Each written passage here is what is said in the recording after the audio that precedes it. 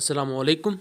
Welcome to एम राद। दोस्तों, बात आज हम करने जा रहे हैं JF-17 ब्लॉक 3 की कुछ नई तस्वीर के हवाले से। और इस तस्वीर में JF-17 थंडर ब्लॉक 3 के साथ नए मिज़ाइल इजेक्टर रैक्स देखे जा सकते हैं। ये नए मिज़ाइल इजेक्टर रैक्स को हम किस तरह एनालाइज कर सकते हैं, इसका अगर हम कंपैरिजन करें ब्लॉक 1 और ब्लॉक 2 के जो मिज़ाइल इजेक्टर रैक्स के साथ, तो ये इनमें क्या डिफरेंस है, इसको लेकर आज हम बात करने वाले हैं। सबसे पहला बात की जाए तो इन नए मिसाइल इजेक्टर रैक्स को देखा जाए तो इनमें आपको थोड़े से स्ट्रक्चरल चेंजेस देखने को मिलेंगे। बहुत ज़्यादा स्ट्रक्चरल चेंजेस नहीं, बट एक हद तक थोड़े से आपको स्ट्रक्चरल चेंजेस देखने को मिलेंगे। जैसा कि अगर मैं यहाँ ज़रा आपको कंपेयर करके दूँ, एक पुराना जो ये JF-17 ब्लॉक 2 एयरक्राफ्ट है, इसका मिसाइल इजेक्टर रैक आप देखें तो बिल्कुल आपको नीचे से स्लेट इसकी शेप नज़र आएगी।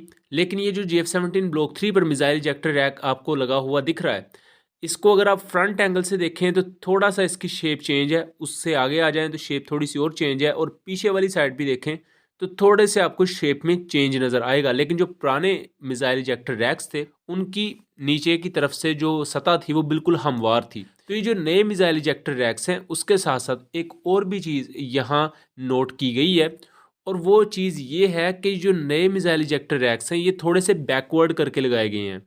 यानी कि इन ये पीछे थोड़े से करके लगाए गए हैं, जबकि इससे पहले वाले मिसाइल इजेक्टर रैक्स अगर इस एंगल से देखा जाए तो वो अपनी नॉर्मल बिल्कुल सेंट्रल पोजीशन पे हैं। जबकि इनके बारे में ये एक पहला तासुर है, ये मैं कंफर्म नहीं कर रहा, लेकिन पहला तासुर यही है कि थोड़े से बैकवर्ड है।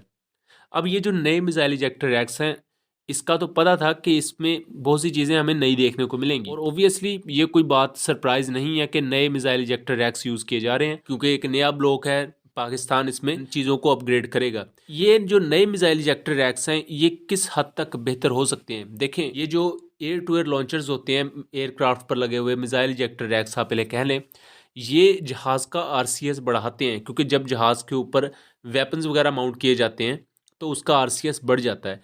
तो मे भी पॉसिबल है कि जो नया मिसाइल इजेक्टर रैक है, इसको थोड़ा सा एक्सटर्नली मॉडिफाई किया गया हो इसकी शेप को, ताकि जो हवा की ड्रैग है, यानी कि मुखालिफ सिमत से हवा की फोर्स जहाज़ बर्दाश्त करता है, उसे ड्रैग मतलब कहा जाता है, तो उसमें थोड़ी सी कमी आ सके, या जो जहाज़ का RCS है उसे एक हद तक कंट्रोल रखा जा सके।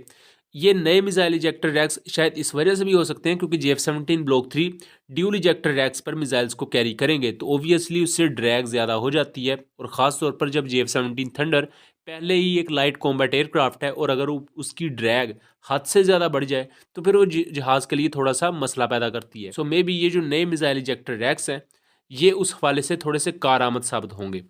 उसके अलावा ये थोड़े से बैकवर्ड इसके बारे में बात की जा रही है कि थोड़े से पीछे की तरफ करके फिट होते हैं या पीछे की तरफ करके लगाए गए हैं। इसके बारे में ये भी कहा जा रहा है कि ये कोई PL-15s के लिए, सो मैं ऐसा ज़ाती तौर पर नहीं समझता, क्योंकि जो मिसाइल इजेक्टर रैक है वो अगर PL-12 को कैरी कर सकता है, तो हो सकता है यही missile ejector rack PL-15 carry करने के भी काबिल हों। ऐसा नहीं है कि ये कोई स्पेशली PL-15s के लिए ही होंगे, बट इन जनरल ये यही होगा कि जो previously missile ejector rack JF-17 thunder's use करते रहे हैं, उनका एक अपग्रेडेड वेरिएंट हो, जिसमें हवा की ड्रैग को लेकर और RCS को लेकर कुछ चीज़ों को मॉडिफाई किया गया हो। क्योंकि अगर ड्यूल इजेक्टर रैक पर JF-17 थंडर 4 PL-12 या SD-10 मिसाइल कैरी कर रहा है, तो उसकी ड्रैग ज़्यादा होगी अगर हम पुराने मिसाइल इजेक्टर रैक्स को मद्देनज़र आते हुए बात करें। अगर इन नए मिसाइल इजेक्टर रैक में कुछ मॉडिफिकेशंस की गई हैं, तो उससे 19-20 का फ़र्क तो ज़रूर पड़ेगा, और वो भी मोर देन इनफ होता है एयर वॉरफेयर में। तो ये थी एक वो इन्फॉर्मेशन जो मैंने नोट की, सोचा कि आप लोगों से शेयर करनी चाहिए। उम्मीद करता हूँ चीज़ें क्लियर रही होंगी। वीडियो पसंद आई हो तो ज़्यादा से ज़्यादा इसे शेयर कीजिएगा, ताकि इस तरह की मज़ीद इन्फॉर्मेटिव वीडियोज़ भी आप लोगों तक पहुँचाई जा सकें। चैनल को सब्सक्राइब कीजिएगा, एंड मिलेंगे अगली वीडियो में। तब तक के लिए अल्लाह हाफिज़।